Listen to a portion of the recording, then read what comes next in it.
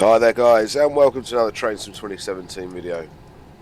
Today we're on the Just Trains Newcastle to Edinburgh route, and we are in the Armstrong Powerhouse Class 91 Enhancement Pack version.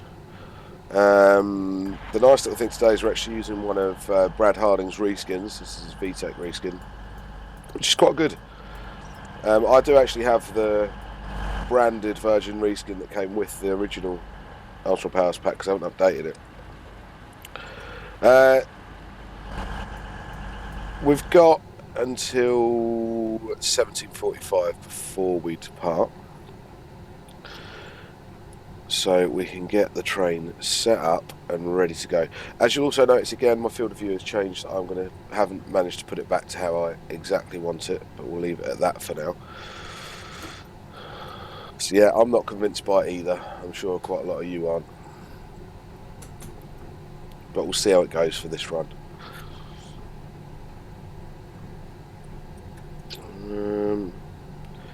It's cold out there, so we'll put the footwell on, put our demisters on. Our instrument lights on dim. Don't need clippers. Clipboard lights still work now. He's got, because I like the way he's put like an iPad. So VTEC do actually issue iPads to drivers now. Have their timetable and stuff, and the additions in the cab.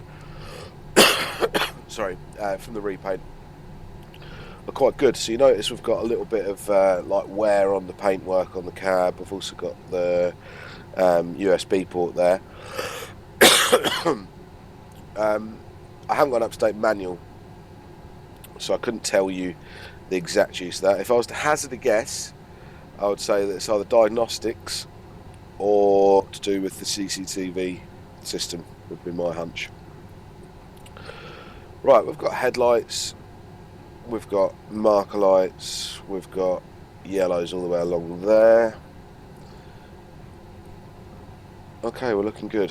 The rain doesn't stay on all this run. It actually eases off and comes back on a few times throughout the trip. I haven't done the trip myself yet. This scenario is by a chap I met through quite a few of the Facebook groups. Nice fella, does a lot of scenarios and never saves them. But I managed to butter him up nicely enough to get him to send me this one. So this is done by Chris Horsfield. I don't know if he'll ever release them. You will see him post on the Alan Thompson Simulations Facebook group. He does post quite often on there, certain things. And if we all nag at him, he might start putting these up on there for people to download. Okay, 15 seconds to departure. We have everything set. So nice little look outside. So this was actually a run he did in real life a couple of weeks back, which is why I would eventually like to be able to make scenarios, to do journeys that I've done, to do journeys that I remember.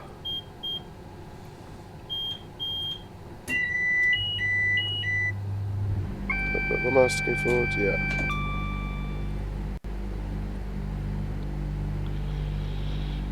We will have the DRA active.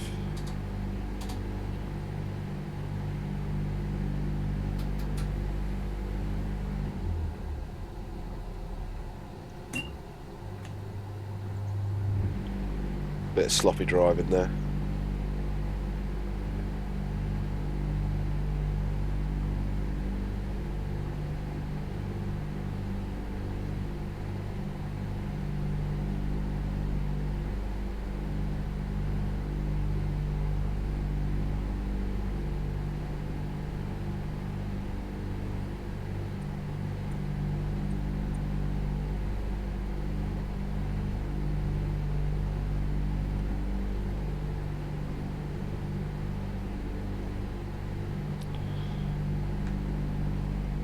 Should we watch it leave? I just turned the DSD on as well. Let's watch it leave.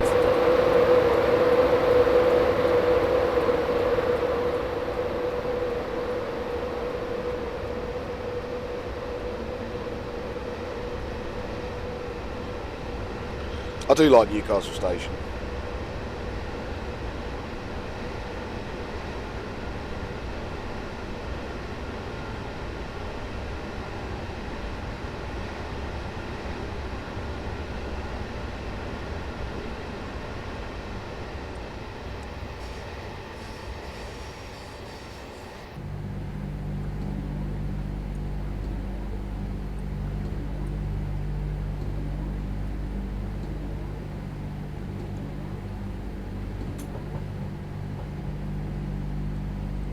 just knock our wipers off there. So this is what I quite like about this scenario. I know quite a lot of you don't like seeing rain on videos. I do understand that, but I don't mind it. I quite like driving it. I like the immersion. It gives you a bit of atmosphere. But this scenario doesn't rain all the time, so it comes on and off.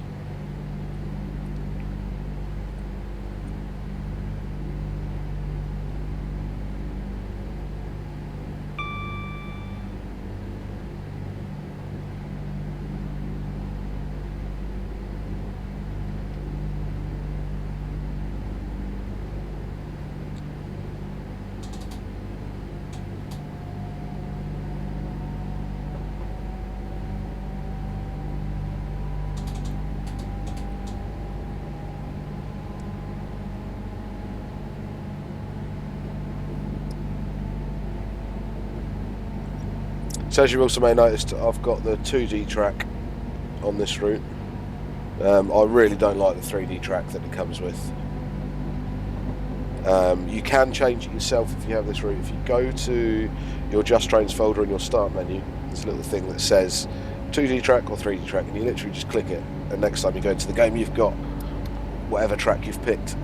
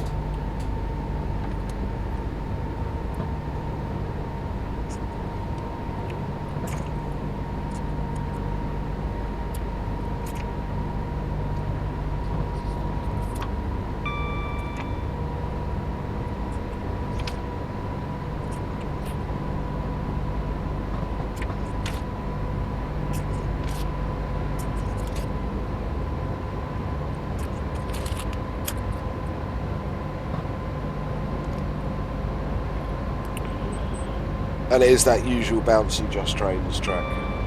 I'm pretty sure I have the latest version. In fact, I'm 99.9% sure I do. Just a note from, that Chris said was he put the real world timings of the actual running trains in, but he didn't put any static trains kicking about.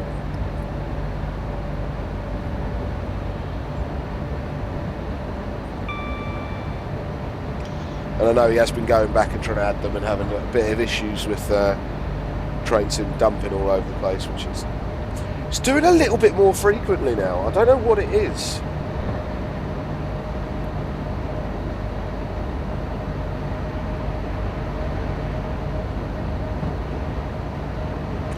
I'm not sure if it's just us all running Armstrong powerhouse packs that are more memory intensive with lots more complex AI. I'm sure there's a bit of that. Oh, I didn't see those guys there.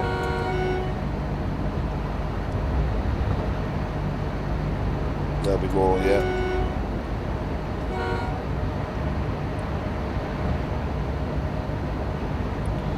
That could be part of it.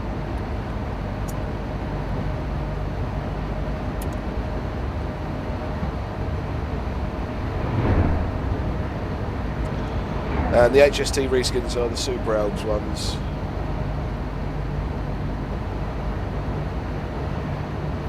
Quite a nice pack actually. It includes loads of different of the Celebrity VTEC HST cars, the vinyl ones more than Celebrity.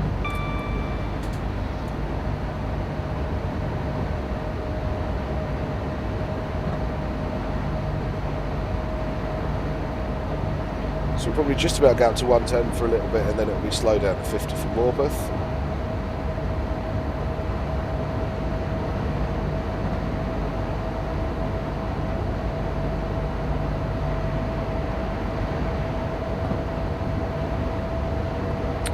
So this is my first time back in the 91 for quite a while actually. I'm going to stick DSD back on. I've been ragging the crap out of the HST for a little while.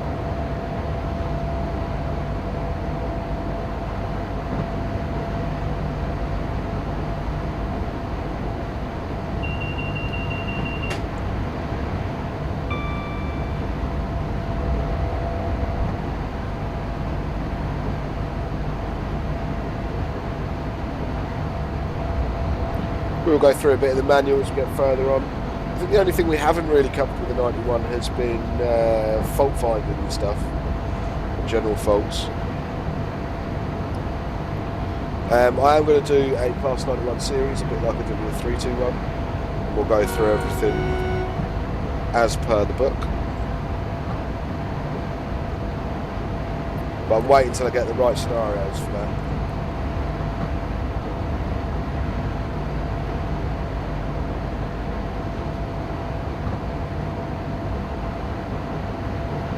Quite like in the City Swallow set of scenarios for that.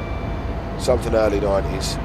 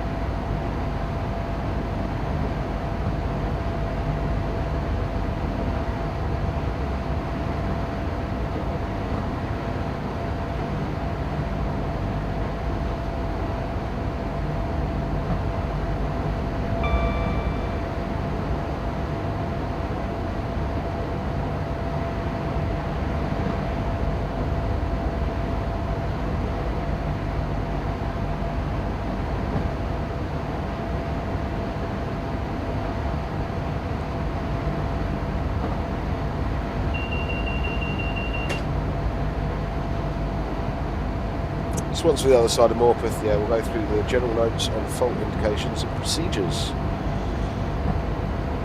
And this is from BR 33056/135. I do actually have a load more manuals coming. Let me actually read you the list of what I have coming.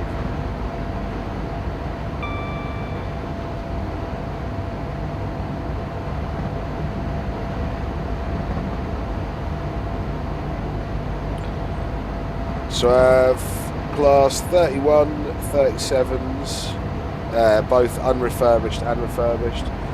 47 preparation disposal faults. HST, I have a full set of 5 manuals for that. The 56 preparation and faults. 58 set of 3, which is that'd be the full whack again. It's driving instructions, the whole lot. And then I have Class 81 to 87, set of 3, so that's the full load. And then I have classes 302 to 312. So that's, yeah, a good few. 1, 2, 3, 4, 5, 6, 7, 8, 9, 10, 11, 12, 13, 14, 15, 16, 17, 18. And then I've got a few chucked in for free, which is really nice. An actual BR, just driver's manual, a dual brake Westinghouse manual and an electric train supply manual. Oh, and more.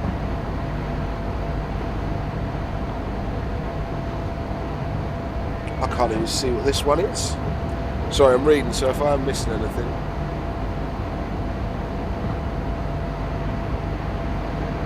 Multiple something or other. I can't quite read in the picture. And assistance of disabled locomotives, which is usually covered in quite a few of them actually.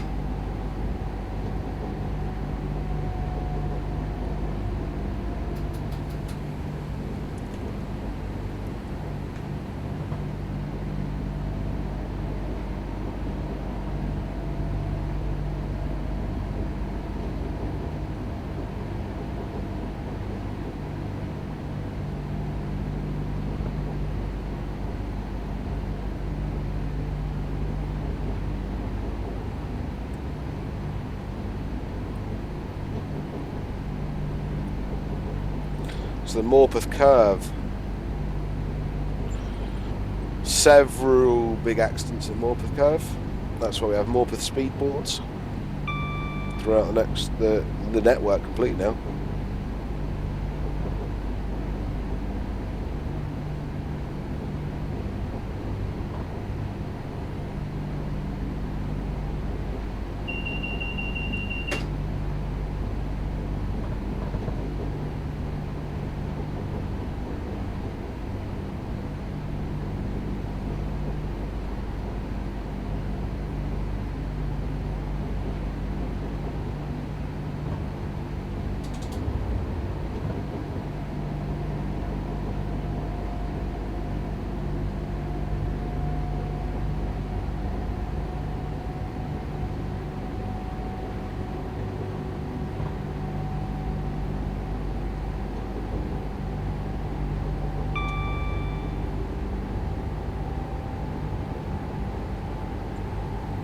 So Morpeth, rail accidents at Morpeth, there was one in 1877, which is the first one I've got listed here,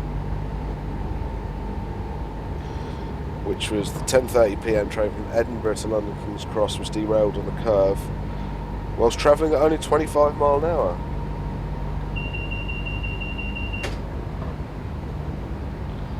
It was faulty track that time.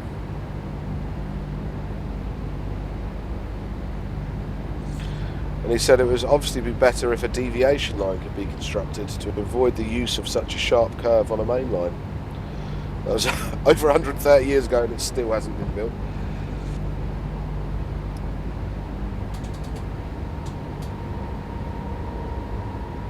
Uh, 1969 was the sleeper one, wasn't it? I think it was two sleeper ones, wasn't there? 1969 was a northbound sleeper from London to Aberdeen, derailed on the curve.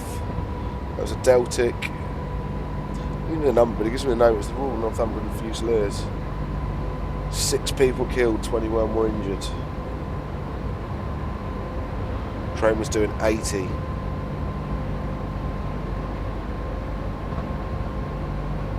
The driver had allowed his attention to wander because he was thinking about an official letter that had been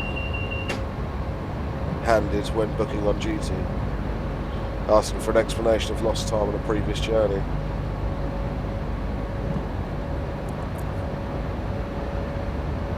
And it was that crash that made the AWS system warn about major speed reductions.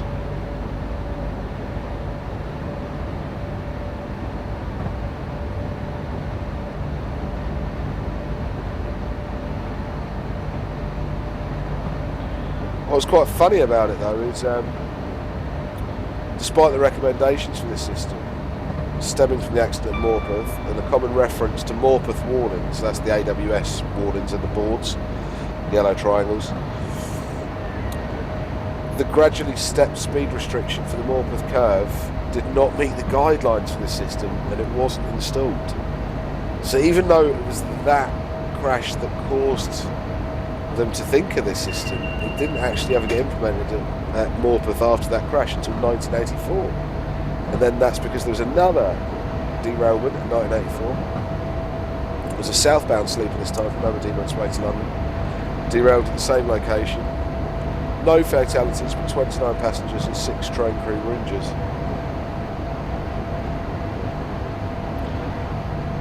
Now I'll tell you what that does show, because by 1984 they would have phased out the Mark 1 sleeping stock, I think. So there would have been, hang on, does it say? Yeah, Mark 3. So there would have been Mark 3 sleeping stock. The Mark 3 sleepers, the Mark 3 coach in general are pretty tough. That and the Mark 4s have stood up very well in crashes since they've been built. So there were no fatalities, 6 train crew injured. 2 houses narrowly escaped being demolished by the derailed carriages. The train was estimated to be travelling between 85, I think the driver was drunk if I remember, 85 to 90 mile per hour. The train involved was class 47, 452, had 7 Mark 3s and 2 Mark 1 brake vans. Yeah, the driver involved in the accident, Mr. Allen, was prosecuted for being under the influence of alcohol, but acquitted after what was described as expert witness institute. didn't see that speed restriction coming up there because I was reading, as per usual.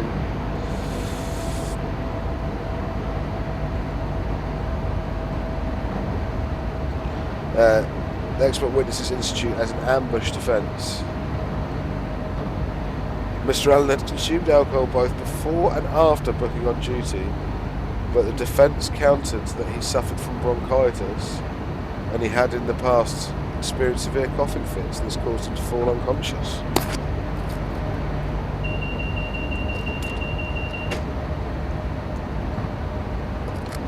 Right. Okay.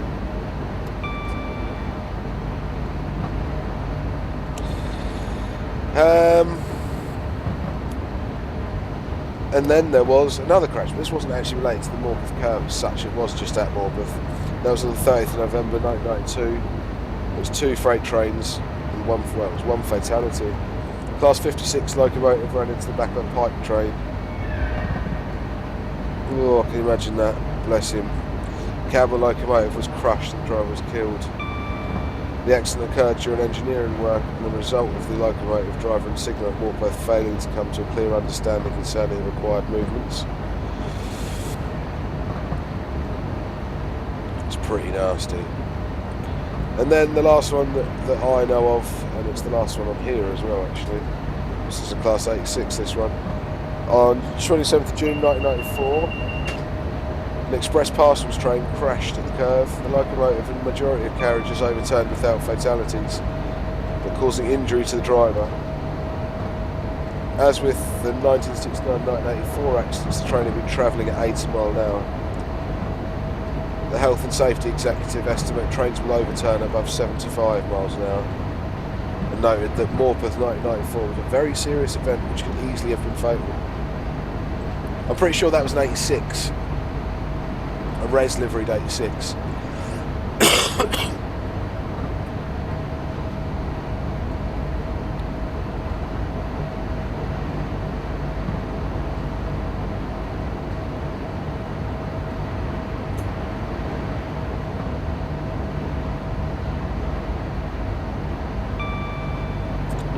I was trying to keep a really close eye on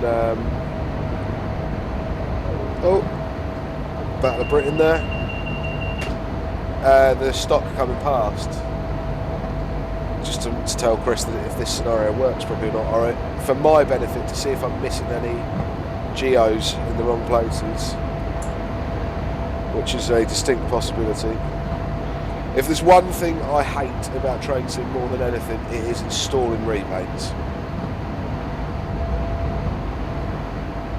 And I don't mind if it's just a locomotive or something like that, fair enough, but see when you're doing like Mark IV set or like an EMU or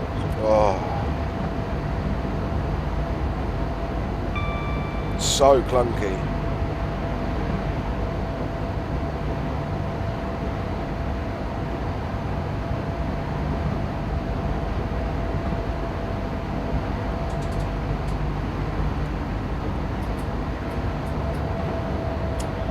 Doing a lot of heavy braking today.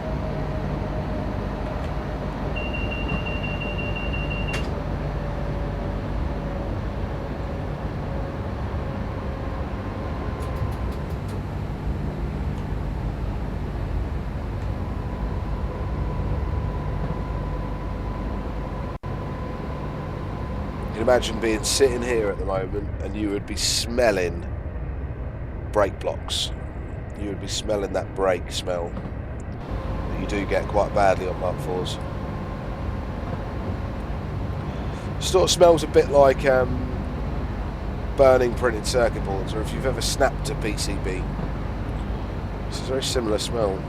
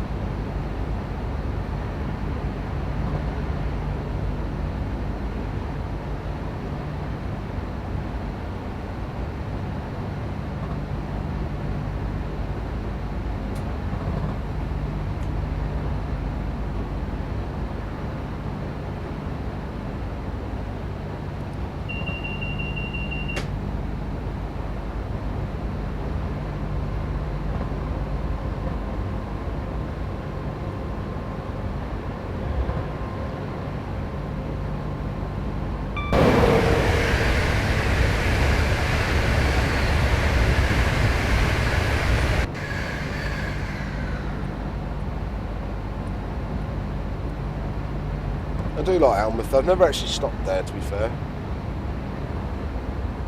But it always tells me we're on the pretty stretch of the East Coast Main Line. We're up at the pretty bit.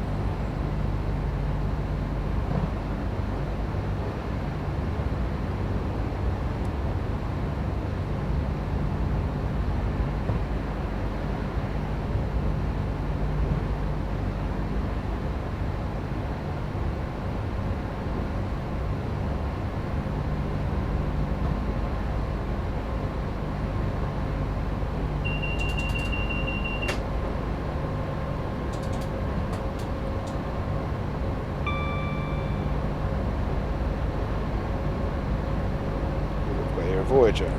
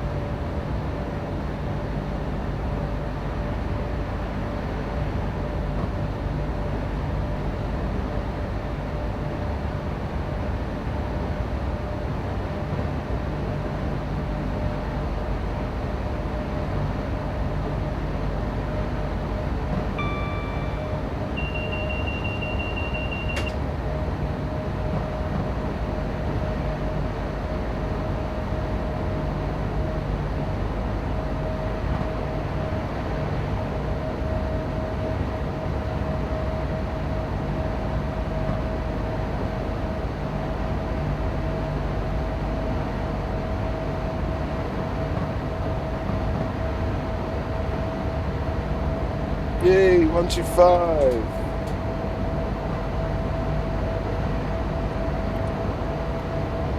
Very shiny chimney. What's going on here then?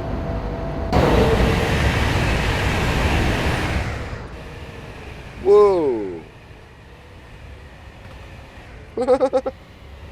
No idea what that's about.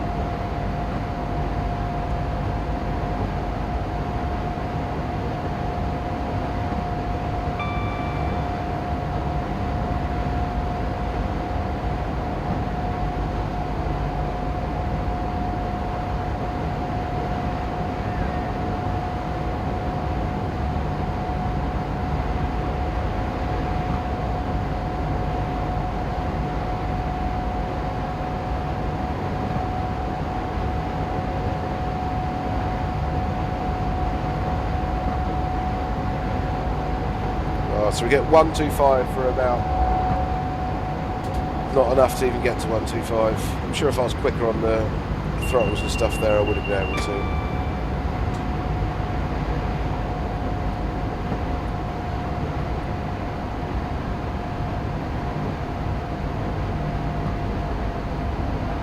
It's a really enjoyable cab, the 91 for me.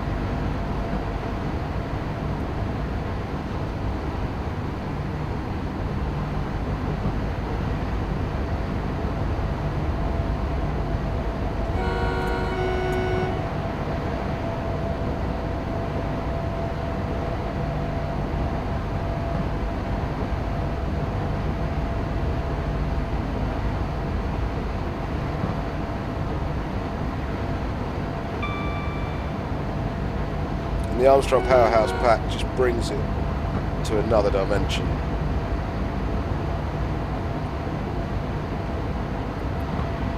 Just go past this caravan park all the time. I used to think how cool it would be to have a caravan in there. There's also one a bit further up as well. Is that the rain back on? I did say to Chris, when he was going to do a version of this with a bit more static AI in it. He said, do us a favour and get rid of the rain. Because I know quite a lot of yous out there don't like watching videos when it's raining the whole time. I find this really cool, just these showers coming on and off. I really quite like it.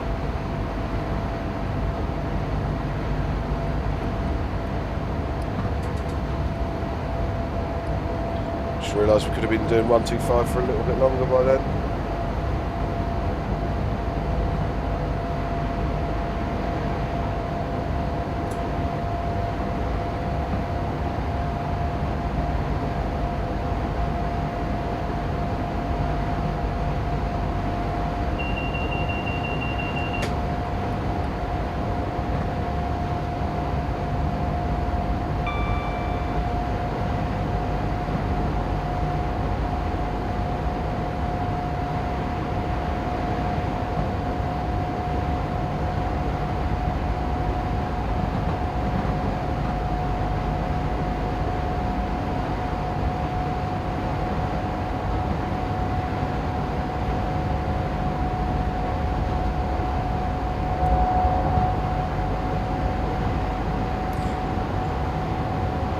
What's that?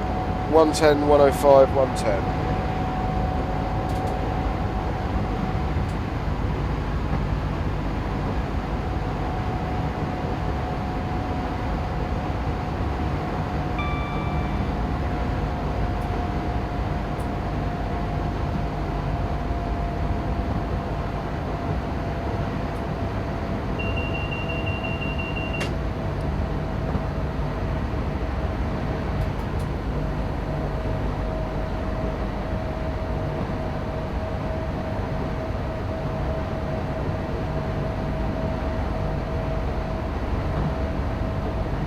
Is that a bit of Just Train's wobbly track there? Is that why we're down at 105, is it? I'm not slating Just Trains, I'm really not. Some of their work is very impressive. I'm yet to get the Western Main Lines, mainly because I was put off by this. And I've seen Western Main Lines has its pros and cons. There are lots of people who swear by it, who think it's awesome and it works really well. And there are others that can't do a single scenario without a crash. So it's a tricky call for me. I will get it eventually, because with the extensions and stuff you can do like a 300-mile run in one go. And if we're all honest, that's pretty much been the dream of train sims since Railworks days.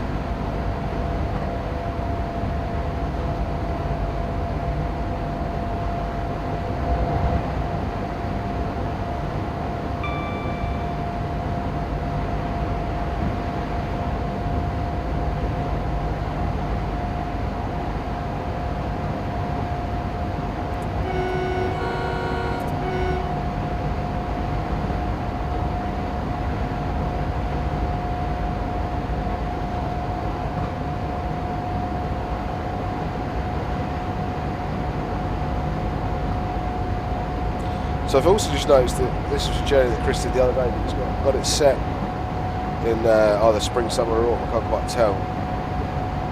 And that's another limitation with the legacy train sim or train sim classic, this train sim, is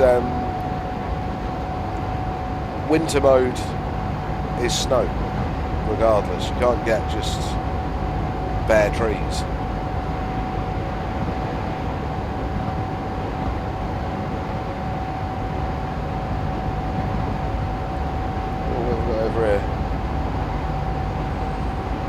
Nodding donkey.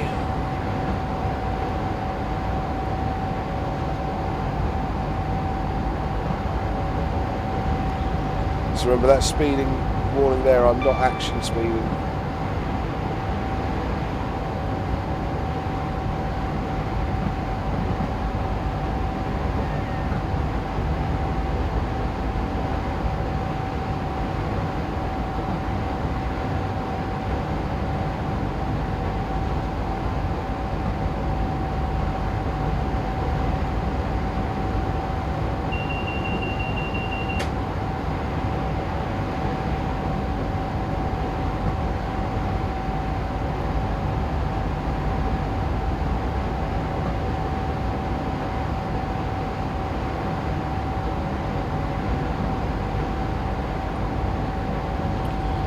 So, we've got a fairly clear run for now.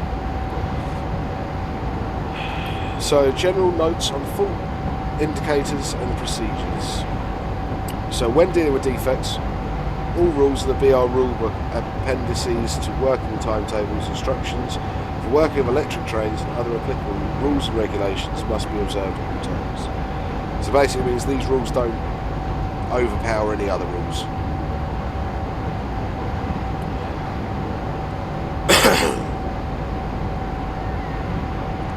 The Class 91 locomotive employs an automatic motor cutout system which allows each of the 4 motor groups to be isolated individually. Let's take off a bit of DSD while I'm reading. When this occurs, the locomotive can proceed on reduced power and normal driving techniques are still applied, although acceleration is of course affected. A motor group cutout will be indicated by a red LED on the auxiliary low voltage cubicle. Why can't I say that this morning? Low voltage. That's actually in the engine room. Well, what I would still call an engine room.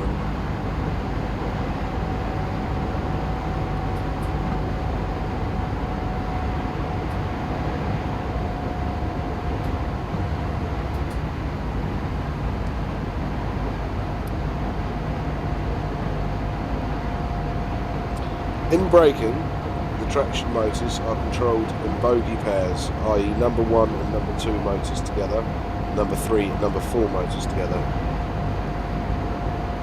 Therefore, in the event of a failure affecting, say, the number 1 traction motor, the electronic control gear will automatically detect this and isolate number 1 and number 2 motors in braking. So, when it's talking about regenerative braking, so when they use motors to slow down the train. Braking effort on the isolated bogie will be provided by the friction brakes only. In addition of rheostatic brake failure, indication of a rheostatic brake failure is provided to the driver by means of appropriate LED on the driver's desk.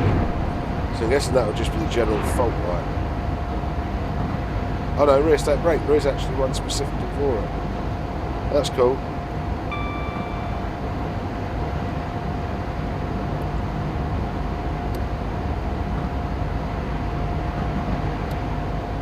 Major faults occurring in service. Jeez, I can't talk today.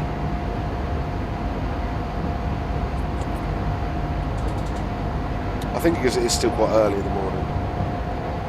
I've been back at work a few days. Well, this was my second day back at work.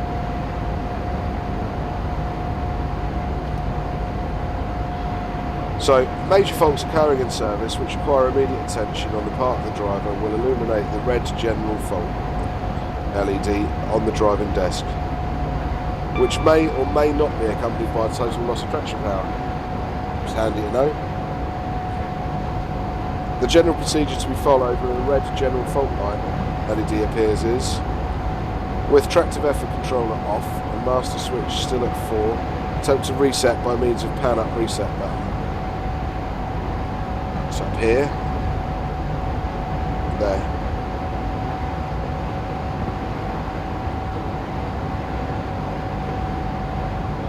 Automatic cutout, if appropriate, will occur on the 3rd reset, and the yellow general fault light LED will return with the locomotive on reduced power.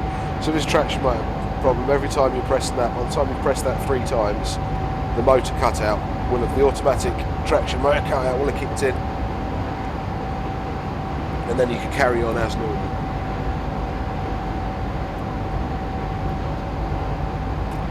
Which is quite handy. I realise I've zoomed back into normal distance. There we go.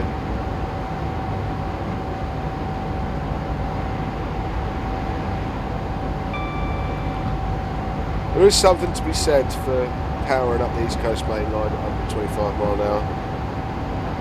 Especially in this rain, I mean, looking at these side windows, that's something with a field of view that I quite like. It's not often that you can sit and look out the front and the side at the same time.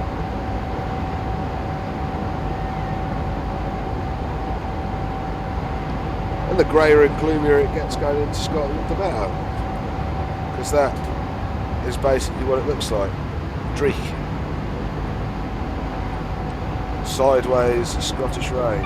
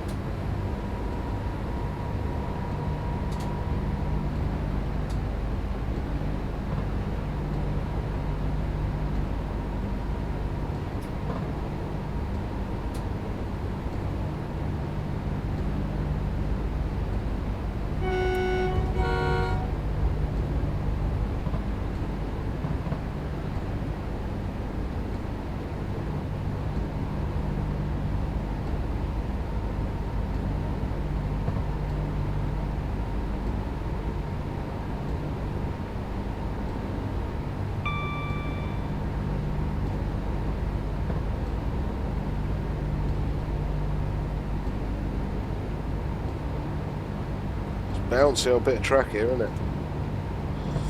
Good old Berwick.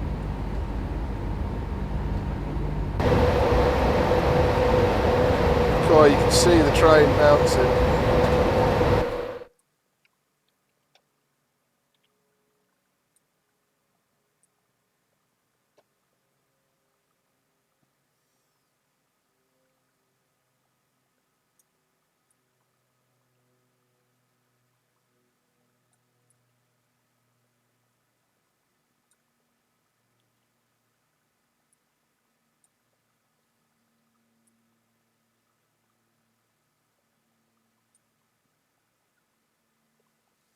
I like that.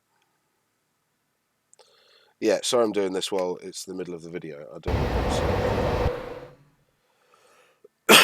And I've lost the cant, which is what I wanted. If I let this go for a minute.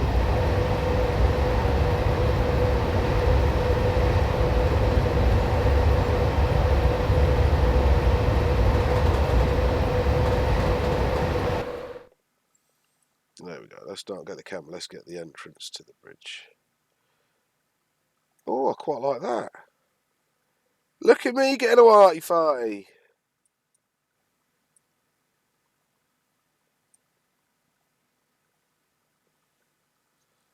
Yeah, that'll do.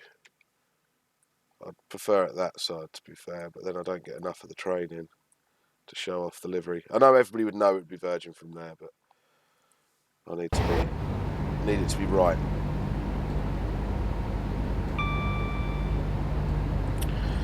Right, so it's Royal Border Bridge in Berwick. Let's head on at 57 miles until Edinburgh. We'll soon be in Scotland. Literally just around here.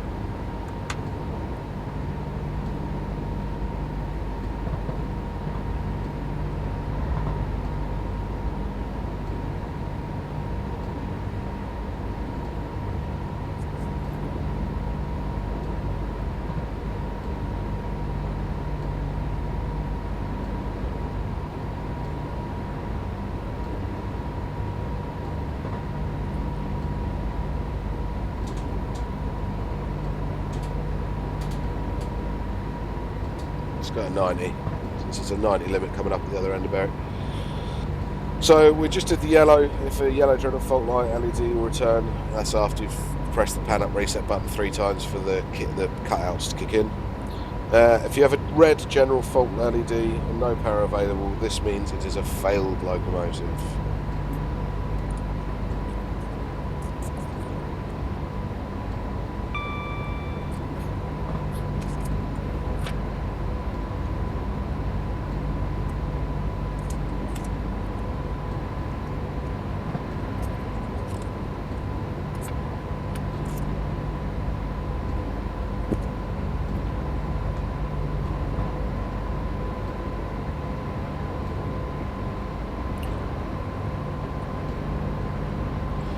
this is the caravan park up here.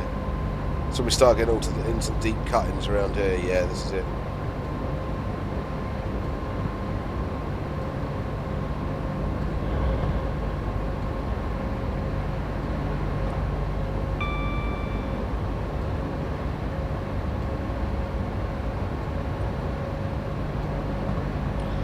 It's not a part of the country I've explored here. Is it Northumberland? Must be. This is in Scotland now. Yeah, I think it would be, wouldn't it?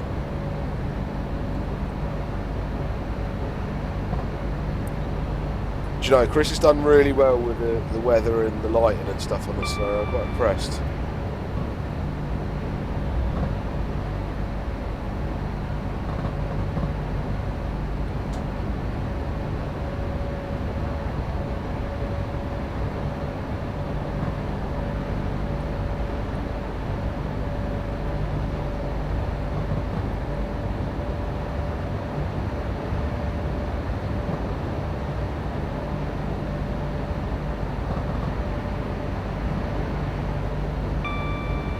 That is something I'd love to see, this view from the cab for 91 in real life.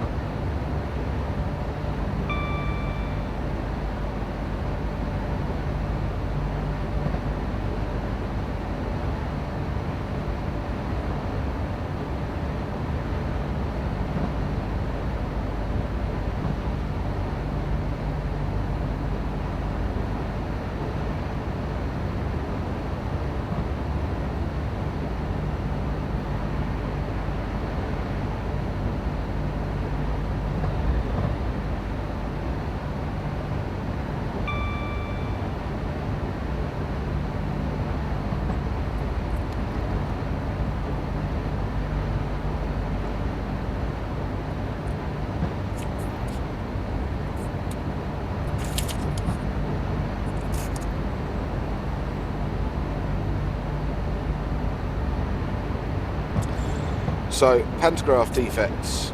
This is something I kind of covered in the 321 video. It won't be drastically different, I wouldn't think, for the 91, considering they have the same pantograph.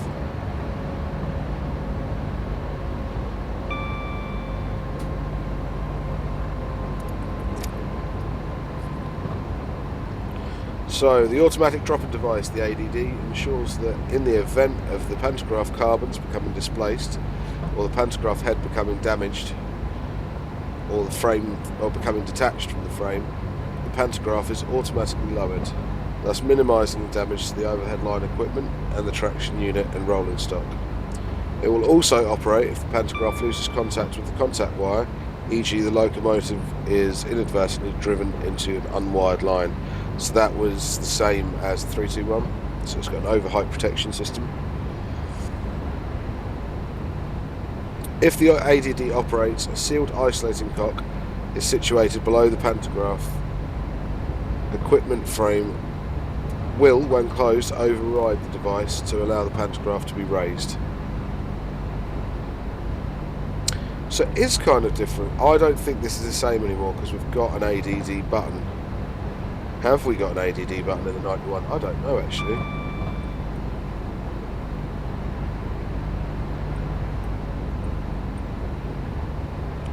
We have the auto drop.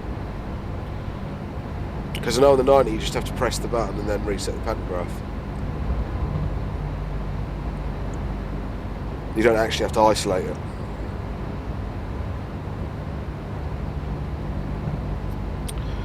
So this cock must not be operated by a driver until he has first examined the overhead line equipment and the pantograph in the lowered position. If no damage can be seen, the driver must then press the pan down button, isolate the ADD, raise the pantograph and examine it again. The raised position, if no damage is apparent, then the train may be worked forwards. The signalman must be advised by the telephone as soon as possible. got to speed up. I was going to be late into Edinburgh.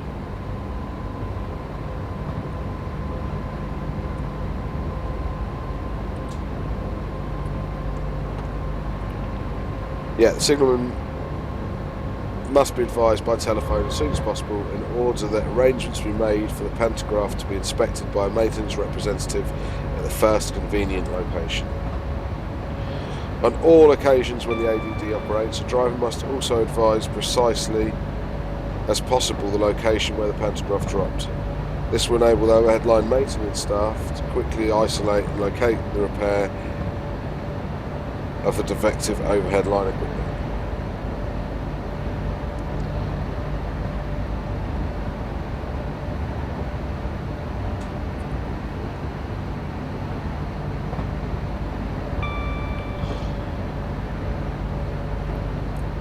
If a driver finds the ADD isolating puck closed when repairing a locomotive, then he must contact the electrical traction maintenance depot and must not move the locomotive without authority.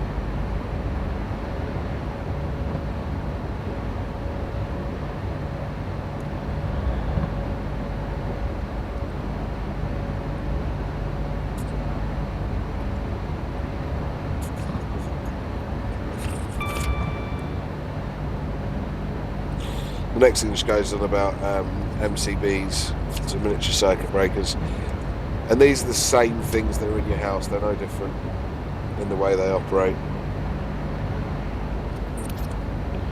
What is nice is it still has a tilt inverter on this manual.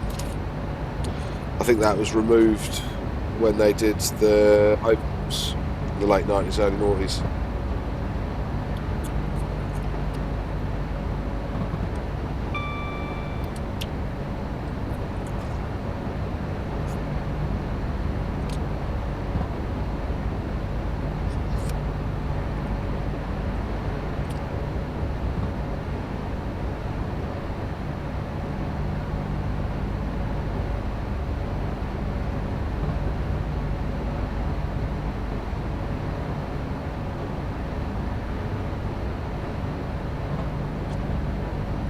Back down to 85. I'll just push that down to 80 there. Ooh, a double yellow. Is that because of the 75 limit?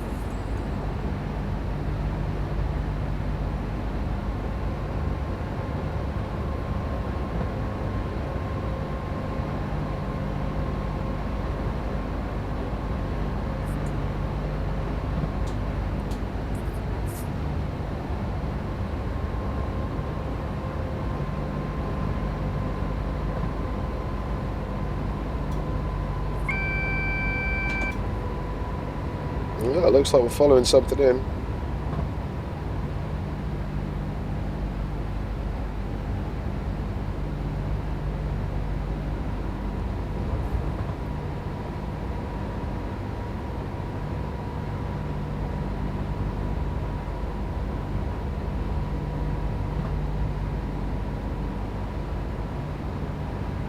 So it's another Voyager.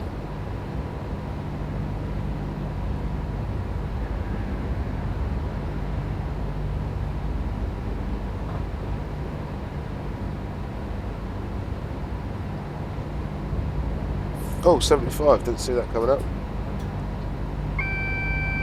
I did see that coming up, I just failed to respond to it because I was already at 75. Oh, sorry mates, guys, I'm knackered this morning. The baby's been up all night and I want to get this video done before I go to work today.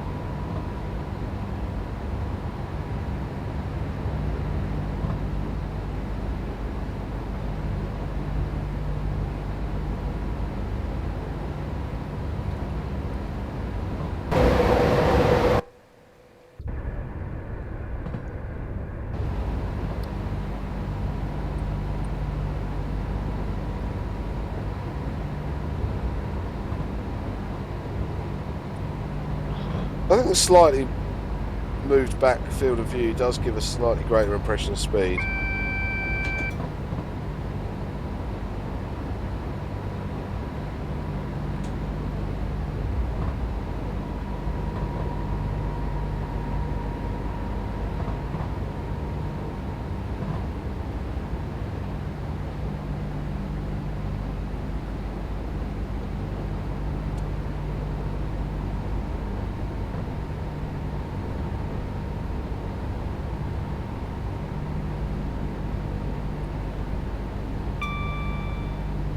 Woo!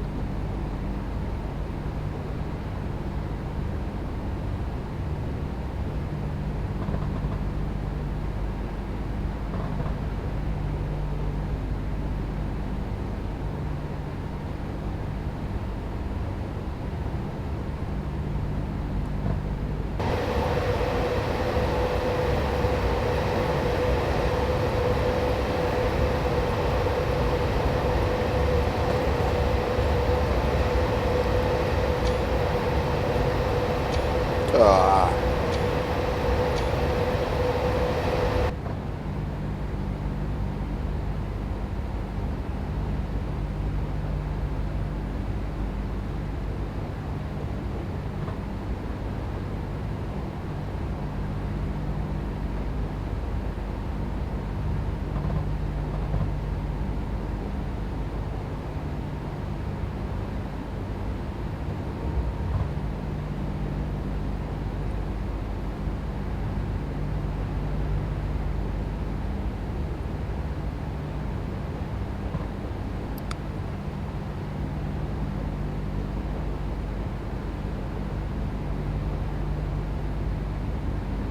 Back up to 90. Woo.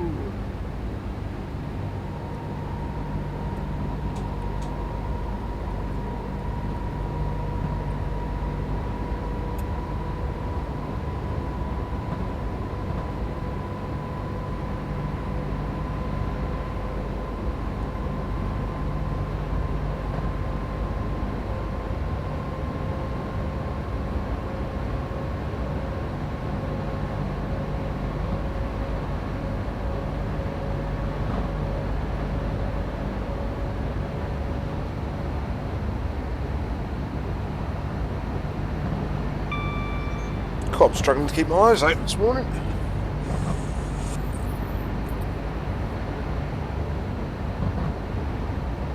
Something I was thinking about with real drivers. I mean, that's different when you're probably in the cab and stuff.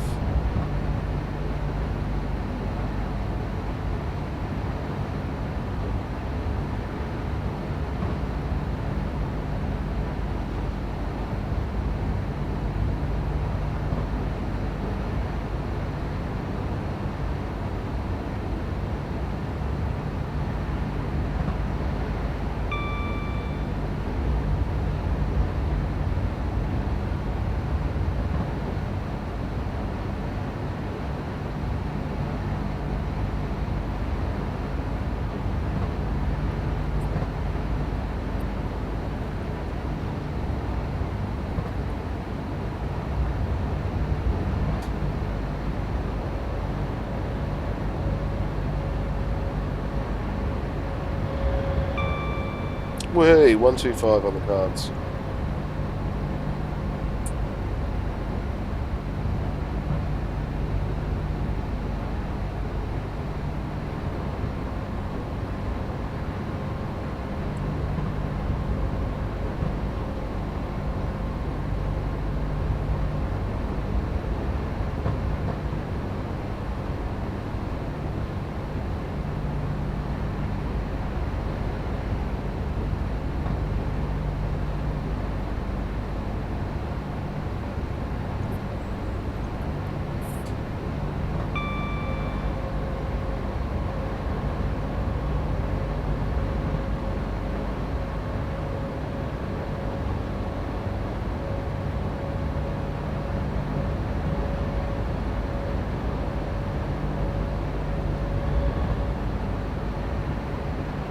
Come on, 125. Bomb out these last 20 minutes into Edinburgh pretty swiftly.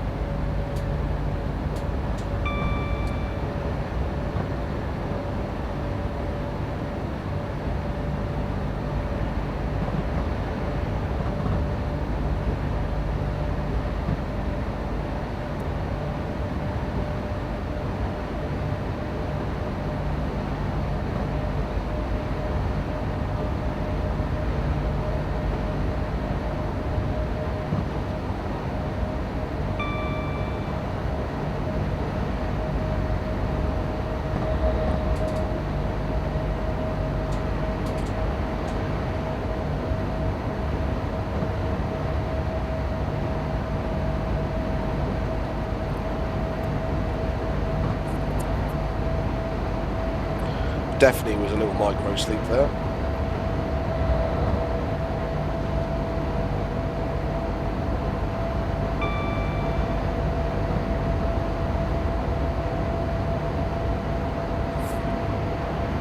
I like this little place. I've never really worked out what it is. I seem suspicious to a power station or something. We'll see it.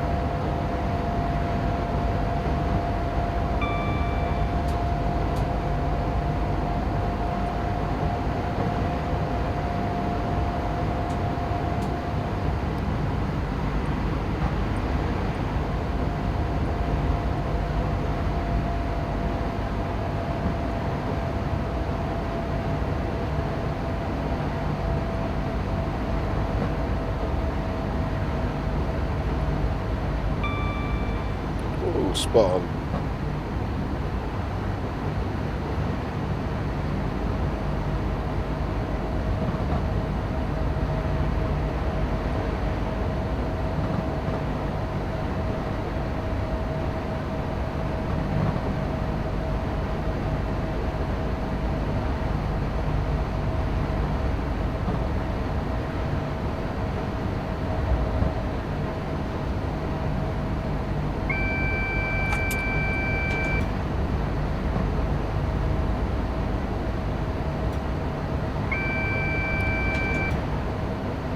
Another speed reduction down to 85.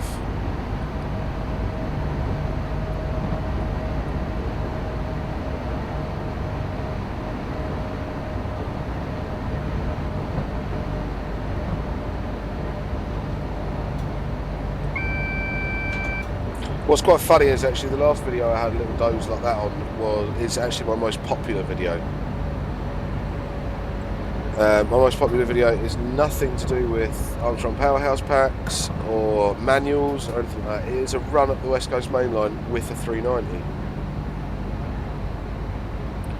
Strange, but about 3/4 of the way through that I do fall asleep for a minute or two. So I was at Dunbar.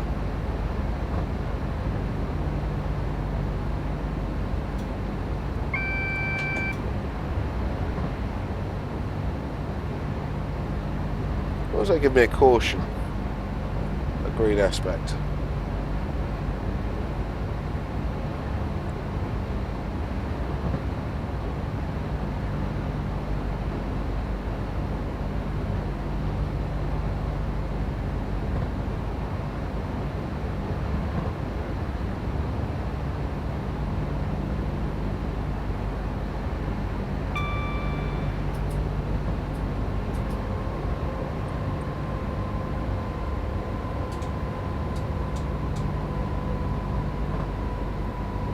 Oh, what was that happening?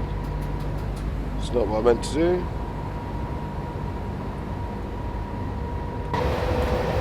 See how dangerous tiredness can be.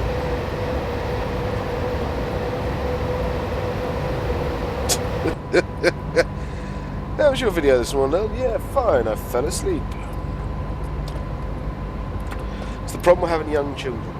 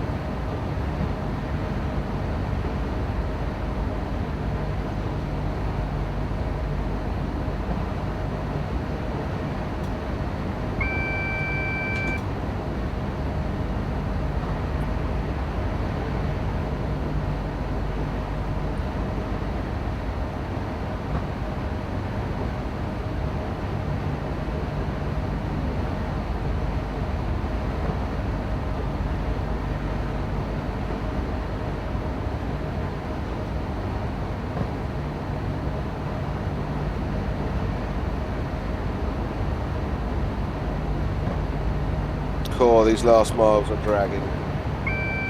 It's quite a nice scenario as well. The AI is pretty good going past. Whoa! I think I agree with Chris. A couple of static stuff about would have been a bit nice, but it's nice to do a full proper run on this route with this local, especially in this livery. Brad's done a banging job. A lot of people managed to get some numbers to go up on the front here.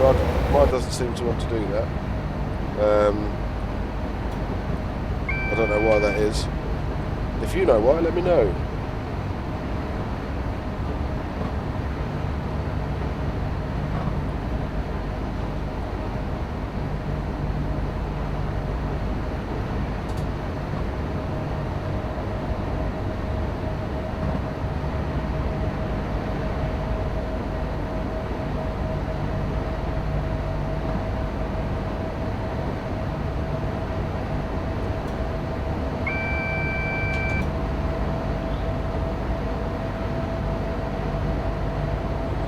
Definitely following something into Waverley.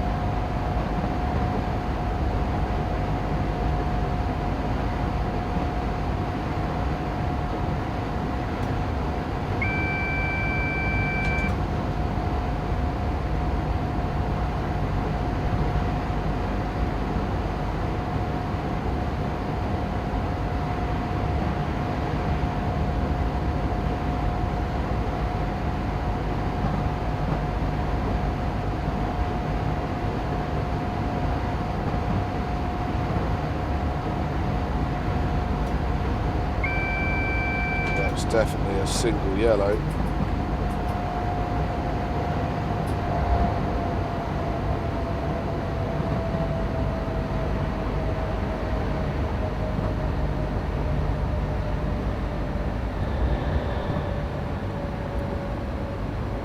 I'm very surprised if this one's red.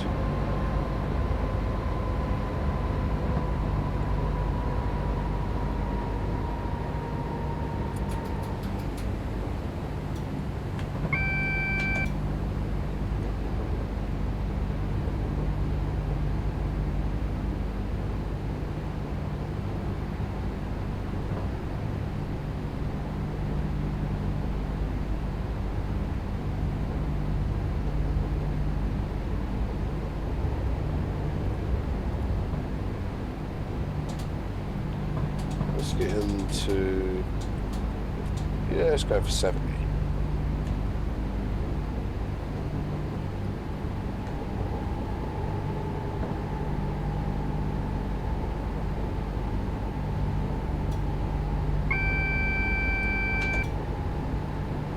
Still a single.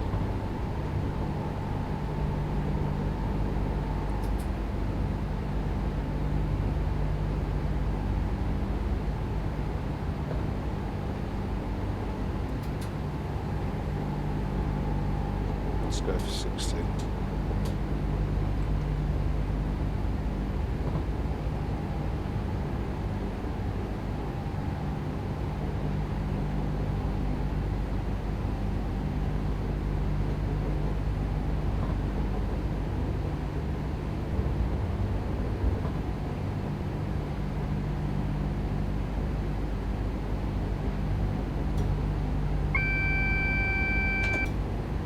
Whee, back up to double yellows.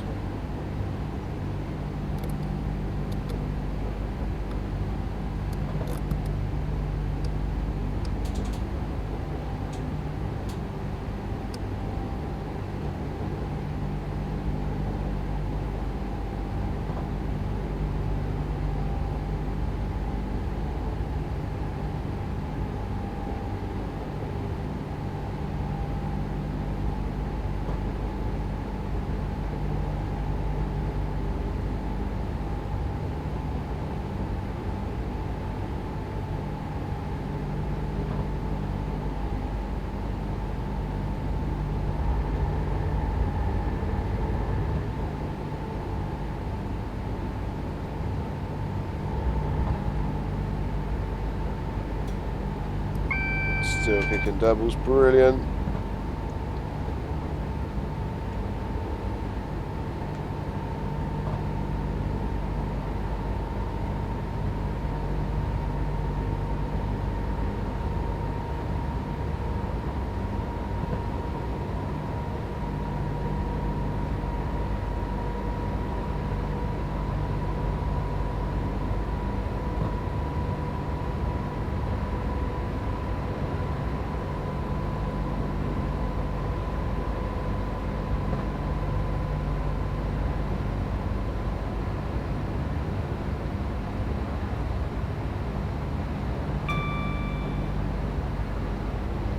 Greeny, greeny, greeny, greeny. Ah.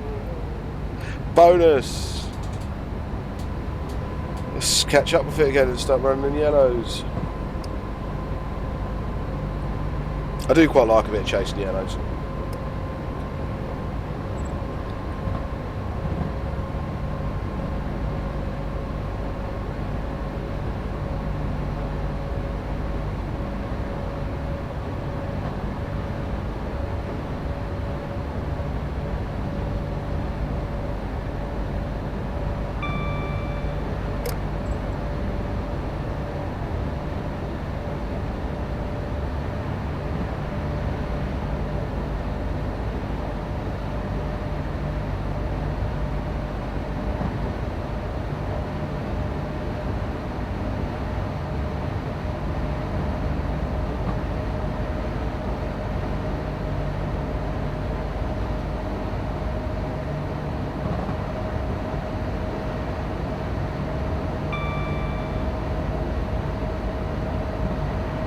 Our last little stretch of 125 running.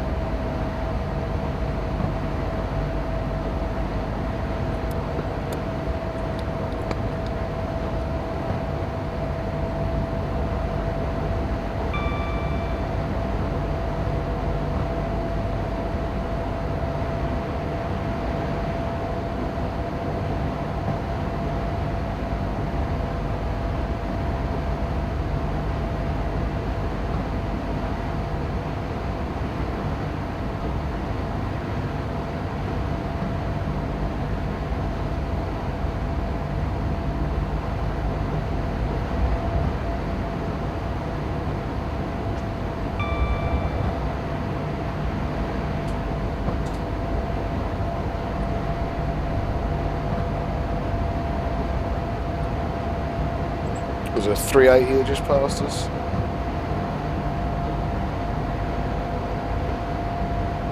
I'll be on its way down to North Berwick.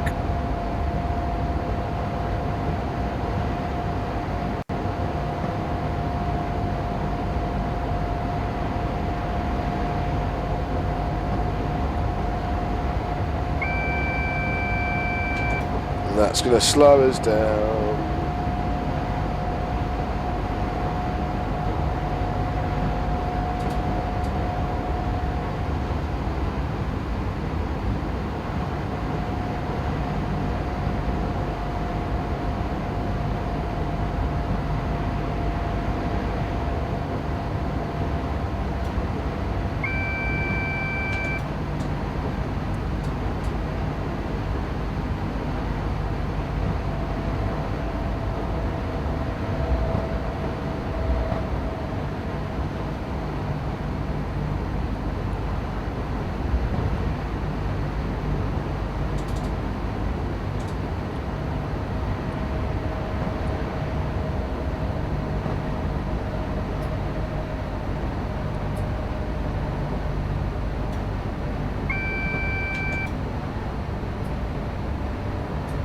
Single yellow, and that's a very tight signal section, that.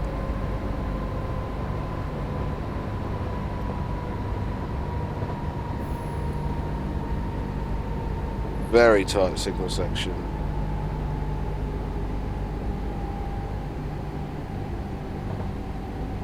It looks yellow to me now, though.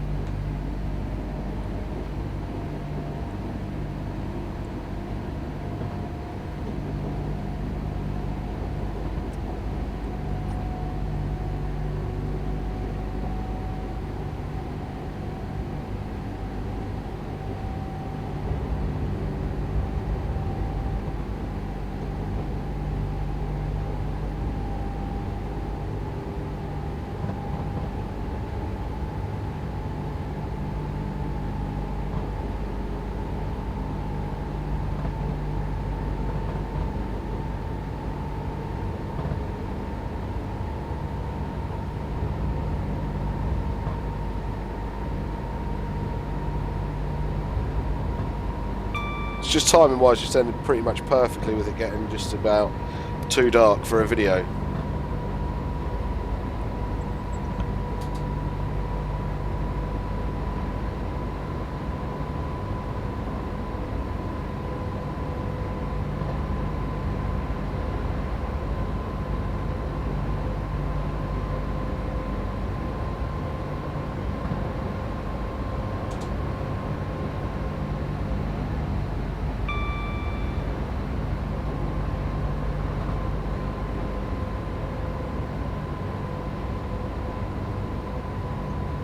Now I know with when Chris added the extra stock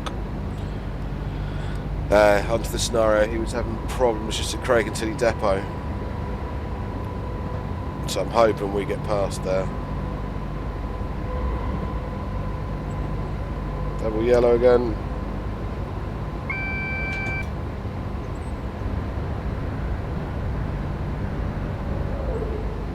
Another VTEC set.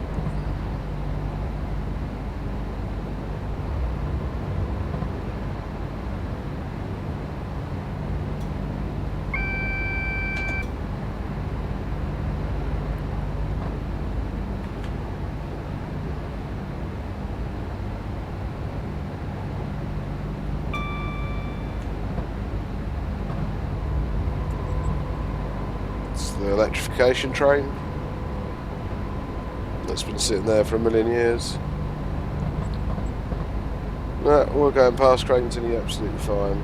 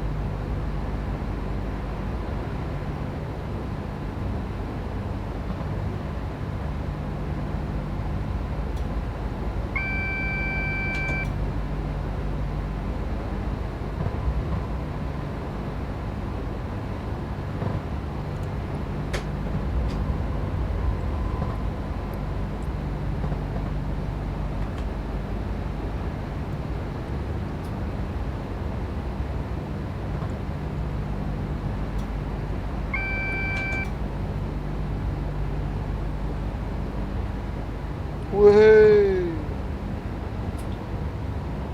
The bright lights of Edinburgh. Or should I say the dingy cobbled streets of Edinburgh. No, it's not that bad.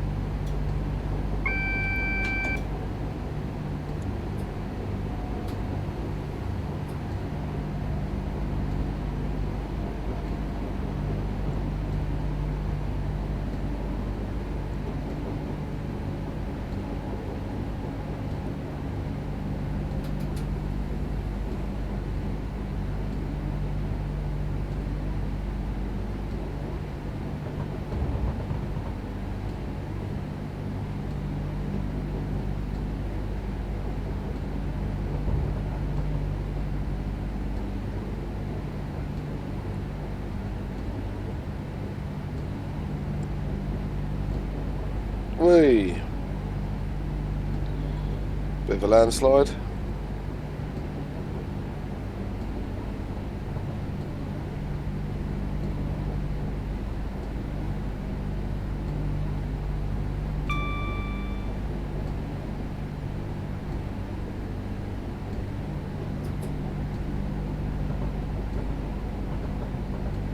Oh, where did that 20 sneak up on me from?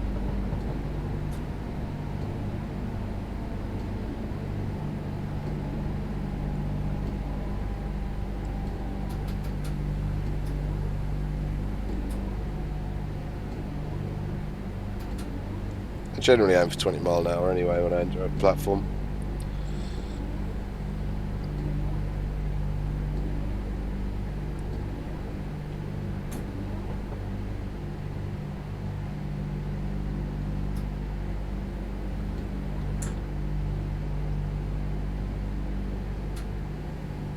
So there's a crossover now.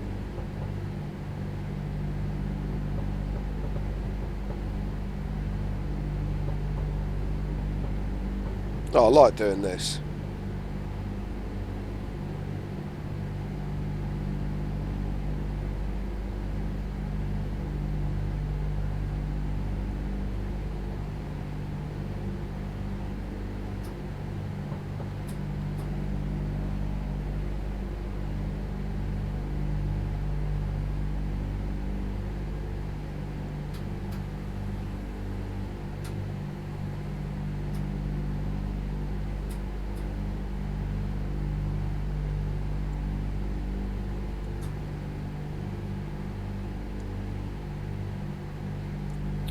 Way!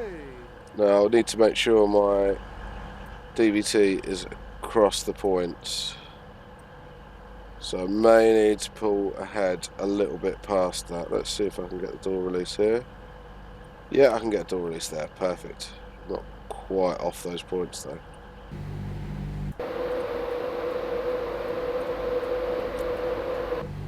Excellente. Alright then guys, thank you ever so much for watching, even with me having a small doze off in the middle of that. As always, please do not forget to like, share and subscribe. If you want to see more with the 91, i.e. doing the manual talk throughs and everything like that, just let me know in the comments, give the video a like and I'll know that you're more interested in seeing more of the 91 stuff. Again, thanks to Chris Horsfield for the scenario, Brad Harden for the repaints, and Super Albs for the repaints of the HSTs as well. Catch you guys soon.